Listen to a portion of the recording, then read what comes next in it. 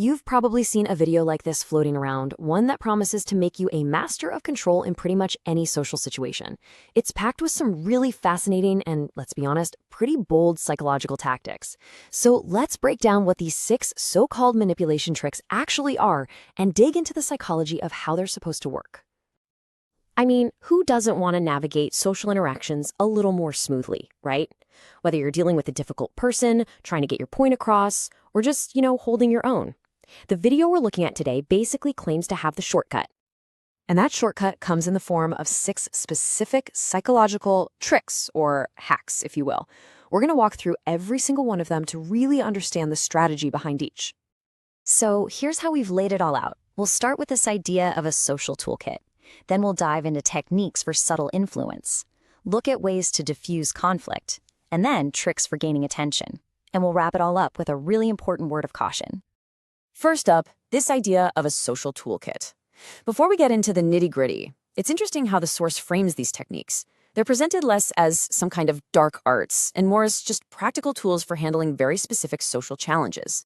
Okay, so let's get into our first category, subtle influence. These first 2 tricks, they're all about shaping an outcome or a perception without being super obvious or direct about it. All right, let's look at the first trick. Picture this. Someone apologizes to you. Our gut instinct, most of the time, is to say, it's okay, or no problem, but this video suggests a tiny switch. Instead, you say, thank you. So why? What's the point of that? Well, here's the thinking. Thank you acknowledges their apology, but it doesn't just instantly let them off the hook. According to the source, this small change in your wording makes them a little more conscious of their mistake. And maybe, just maybe, makes them less likely to do it again. It's a subtle reinforcement.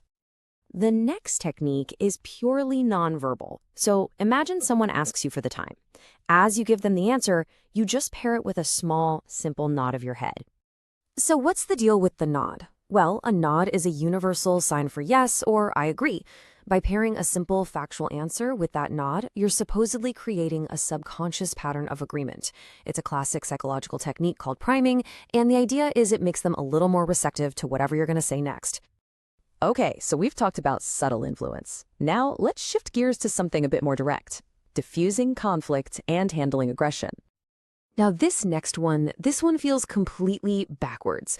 The source suggests that if someone is bullying you, you don't get angry, you don't show that you're hurt. Instead, you laugh at them. The whole strategy here is just to disrupt their pattern. A bully expects you to be afraid or to get angry. Laughter is neither of those things. It signals that you don't take them seriously, which breaks the social script they're relying on and lets you seize control of the dynamic. It's a classic example of a pattern interrupt. Okay, here's a similar scenario, but with a different tactic. Someone are yelling at you. Instead of yelling back or getting all defensive, the trick is to stay perfectly calm and ask a simple, disarming question. And your tone here is absolutely everything. What this does is it shifts the dynamic completely. You see, their anger is kind of a performance, and it's looking for a reaction from you. By calmly inquiring about their well-being, you refuse to play your part. You turn the spotlight right back on them, forcing a moment of self-reflection, and a lot of the time, their anger just collapses because it has nowhere to go. All right, for our final category of tricks, we're looking at how to gain control of a person's, or even a whole group's, attention. Oh man, we have all been there. Someone is monopolizing the conversation, and you just can't get a word in. This technique suggests creating a physical pattern interrupt. You accidentally drop your keys, a pen, whatever. That small clatter and the motion of you bending down creates a natural pause, a break in their flow. That's your moment. That's when you jump in and redirect the conversation. And this last trick is all about capturing the attention of a whole group. The source suggests you look up at the sky with a shocked expression. This taps into a really primal social instinct. We are wired to follow the gaze of others, especially when they signal danger or surprise. It's a powerful and almost foolproof way to make everyone around you stop what they are doing and look where you're looking. Now, after laying out these 6 powerful techniques, the source video ends with a critical piece of advice, and it's something we absolutely have to underscore here. The source stresses a really key point.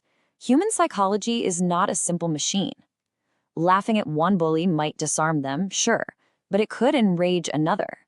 A technique that works in one context could totally backfire in another. There are no guarantees. And that leads to the final takeaway from the source. This isn't a game. These techniques, whether you see them as tools for communication or acts of manipulation, they have real-world consequences. Wisdom, context, and understanding your own intent, they're paramount. So that's what the source material lays out. And it leaves us with a fascinating question to think about, doesn't it? Where is the line between skillful social navigation and outright manipulation? Is knowing these techniques a form of self-defense, or is it a playbook for controlling others?